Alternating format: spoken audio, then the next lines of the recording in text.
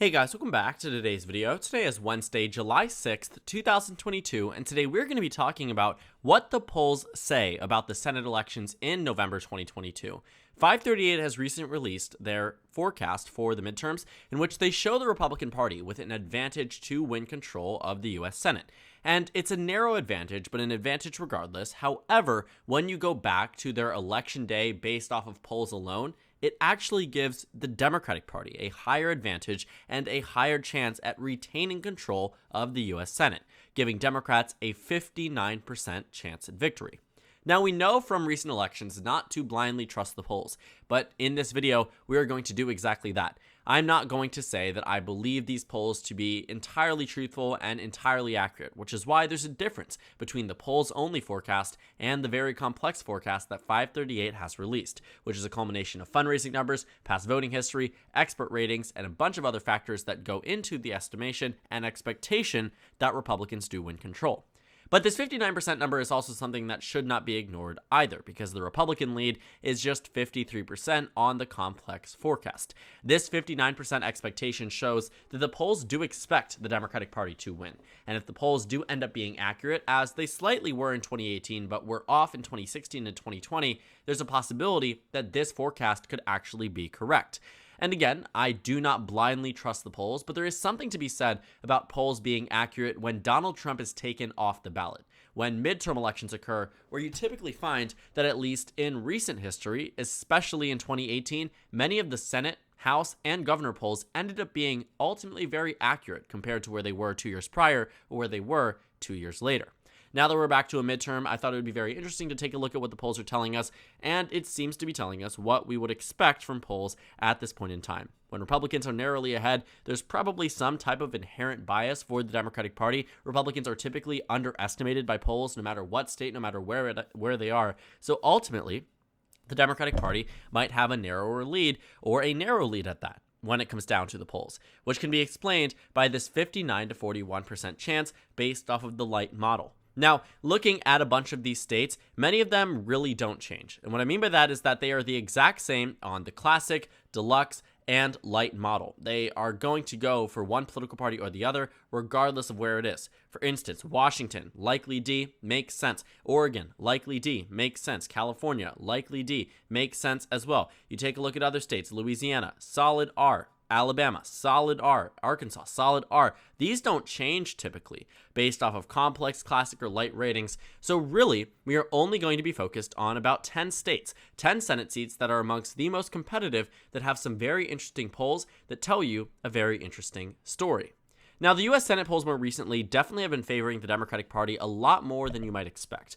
And that's largely because a lot of these polls were taken following the Dobbs decision. In addition to that, the Democratic Party has really lucked out. What do I mean by that? Well, they got the right candidates in many of these races. Republicans nominated bad candidates such as Dr. Oz or Blake Masters, who isn't nominated yet but can practically rely on that nomination, knowing where he is right now in that primary. Democrats, on the other hand, have strong candidates. They have all of their incumbents except for one, and that one is in Vermont, a solid blue state regardless, and they also have Fetterman. They have the possibility of Mandela Barnes. They have Sherry Beasley. They have strong Democratic contenders, even in states where you might not necessarily expect the Democrats to be competitive. And realistically, Republicans will still likely win them, but it's sort of just this message that we have seen time and time again from the Democratic Party that they are getting the right candidates, and the Republicans simply are not. Take a look at a lot of these polls. North Carolina, Republicans ahead by 3. New Hampshire, Democrats ahead by 9. Nevada, D+3. Georgia, D+10. Arizona, D+9. Looking at them, there's a lot of good news for the Democratic Party. Again, explaining where we are right now. So let's go ahead and take a look at these 10 states. Let's compare them to where they are in the deluxe rating and what this means for our expectations and what we should look to see this November. We'll start off on the East Coast and head to the West Coast, opposite of what we typically do, just for fun. So to begin, before we go into these, I want to show you my rating. So far, I have the Democratic Party flipping Pennsylvania, losing the state of Georgia in my, this is not my most recent projection. I was looking at the map wrong.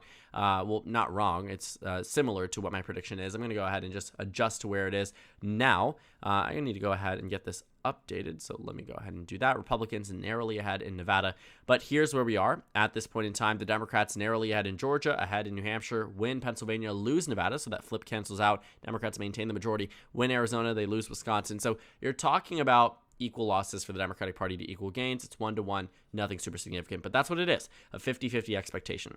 Looking at our Senate map here, what we can expect based off of the polls is something quite beneficial for the Democratic Party. To begin, you have Catherine Cortez Masto winning in the state of Nevada. I know I said I would start on the East Coast. Let's go ahead and just start on the West Coast. Why not? Go back to normal.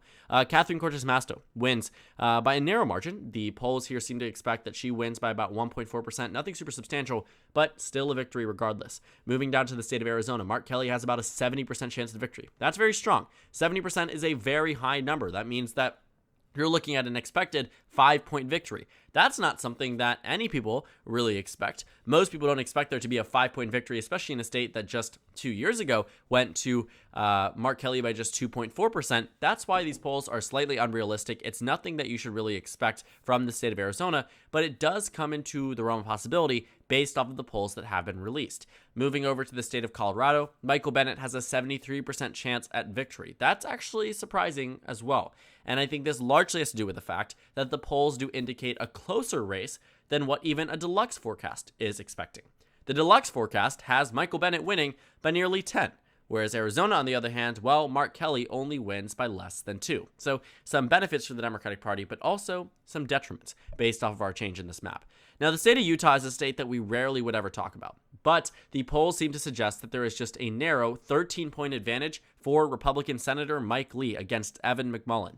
Evan McMullin is a former Republican, now an independent. The Democrats decided not to nominate a candidate and instead to back Evan McMullin for the U.S. Senate. McMullin would likely caucus with the GOP. At the end of the day, it's still a Republican winning, but it would be ousting a Trump-endorsed candidate. It would be ousting someone who was so closely attached to the former president, someone who Utah voters do not seem to like, whereas they previously might have, despite that association where they are really seeming to push away from him. And the polls seem to suggest a narrower race than some people might expect in such a red state such as Utah. Moving over to the next state that is surprisingly at least competitive, we have the state of Missouri. Now, according to the polls, what we find here is that Eric Greitens, the Republican, the former governor who had to resign amid scandals dealing with sexual relations and harassment, what we find in that poll here and in the polls and what they have been suggesting is that should the front-running Democrats and Republicans win this primary, that would result in a 61% chance for the GOP to win and a 39% chance for the Democrats to win. It would be a margin of victory expected to be 2.4%. It would be an exceptionally close race, giving the Democratic Party nearly a 2-in-5 chance at victory in Missouri, a solid red state, in a year that is so favorable towards the Democratic Party. Obviously, that's not what we should expect. When you take a look at the deluxe forecast, that lead for the GOP goes from 2.4% to 14 percentage points. Polls can be misleading. The question is by how much. What we find in Missouri is that they seem to be misleading us a lot, at least based off expectation and what the polls are saying. In the state of Iowa, this is likely Republican. The expectation is that Chuck Grassley wins by 9 according to the polls. Take a look at the deluxe model, and what do you find? Well, that margin of victory expands vastly to over 20 points. The polls are not always the best indicator of what is actually going on. In the state of Illinois, likely Dem. I would argue it's safe, but I would argue the same for those 3 states. So really doesn't matter. The state of Wisconsin, lean Republican. This one actually is pretty consistent. It's a 69% chance of victory for Ron Johnson in the light model. On the classic model, that is a 66% chance. And in the deluxe model, that is a 72% chance. So the difference here really isn't changing much. The polls suggest exactly what the forecasters are expecting, which would be a first for quite some time in the state of Wisconsin. Just very interesting if it ends up being true. Ron Johnson taking the lead in Wisconsin. Moving over to the next state, the state of Florida, Marco Rubio defeats Val Demings by about 10 points, similar to what the expectations are. You're talking about an expected 12-point margin. Not much changing there. The state of Georgia, Raphael Warnock takes the lead. Looking at the deluxe and classic model, the classic model says Warnock is going to win. The deluxe model also says that Warnock is going to win. Actually, it doesn't. So this is the thing about the changing forecast. Sometimes I see numbers from hours ago that end up being incorrect. Walker has the favorite advantage in the state of Georgia. Actually, maybe that's how it has been. And Nevada's been the blue state. That has been surprising to me. But the point being that the polls expect Warnock to win. The classic forecast does as well, but the deluxe one does not. But these aren't some exceptionally large leads. I mean, I saw the 10-point lead for Warnock. I saw the 4-point lead. That's not at all what this is suggesting. Even the polls are saying that it's going to be close, and it's going to be about 1.6% decided between them. And you can find that on Real Clear Politics as well. Moving over to the state of North Carolina, Ted Budd expected with a 60% chance of victory. It's definitely narrower than what the deluxe model is suggesting, what the classic model is suggesting, but that can be explained, especially by the most recent poll from the Trafalgar group, which shows Ted Budd with a 3-point lead over Sherry Beasley, despite this being a Republican internal. Now, this group is typically accurate, at least in some cases. They have an A- rating for a reason, and they've been accurate in Rust Belt states where the Democratic Party and the polling that comes from the mainstream media has been so wildly off. But they have had some misses. In 2018, they said Ted Cruz is going to win by 12 points. He won by 3. In other states, they said Republicans were going to win. They said that Republicans and Trump were going to win in Georgia. They were going to win both Senate seats, and that simply did not come true. Ted Budd with a 3-point lead is quite worrisome for the GOP, especially amongst that pollster, but it also could be an outlier. It could just be a one-off that ultimately results in a Ted Budd victory, regardless of what the polls might be saying. And even the average still shows Ted Budd ahead. Moving up to the state of Pennsylvania, it's likely D. Based off the polls, you might be confident that a John Fetterman does end up the next U.S. Senator from the state of Pennsylvania. But when you take a look at the deluxe model, it becomes a lot less likely of a chance. You're talking about an expected 0.4% margin with a 52% chance of victory, translating to a 76% chance of victory and a 51 to 47% or 46% margin here over 5 points, just based off of polls alone. Does tell you that sometimes these polls can be wrong, they can be disconnected, and that's likely what we're seeing in the state of Pennsylvania as well. And in the final state that we are going to cover, we are going to talk about the state of New Hampshire, where Maggie Hassan is actually very similar right now to where she is in polls as she is on the deluxe model. You're talking a 67% chance versus a 70% chance. Surprisingly enough, the polls seem to suggest that she has a higher chance at winning the election with the deluxe model, but 70 versus 67, Democrats should be happy with either of the two odds. They should be taking them regardless. So the Senate map right here, what do we find? It's a map. The Democratic Party in the advantage, 59 to 41, but I can't say that this is something that is really shocking. I know these numbers make sense. I do believe the Democratic Party will win in the state of Georgia, will lose in the state of Nevada. The polls might not necessarily suggest that, but again, I have never blindly followed the polls. They are never 100% accurate. But I am excited to see exactly what accuracy point these Senate seats hit, what accuracy point these polls hit for 2022. Because Trump isn't on the ballot, it's a midterm election year, and they're following a year, 4 years prior to then, to the November 2022 elections, in which polls were, quite frankly, very accurate. They got the national numbers right on target. They got numerous Senate seats in terms of the expected victory, and in some cases, down to the exact margin in some of these seats. What I see from the 2022 Senate forecast based off of polls alone is that there is an expectation that the Democratic Party does win. And it will be quite embarrassing if the polls are wrong yet again. We do have to recognize, though, that in polling history, even before President Donald Trump, it had been well known that Republicans are typically underrepresented in election polling.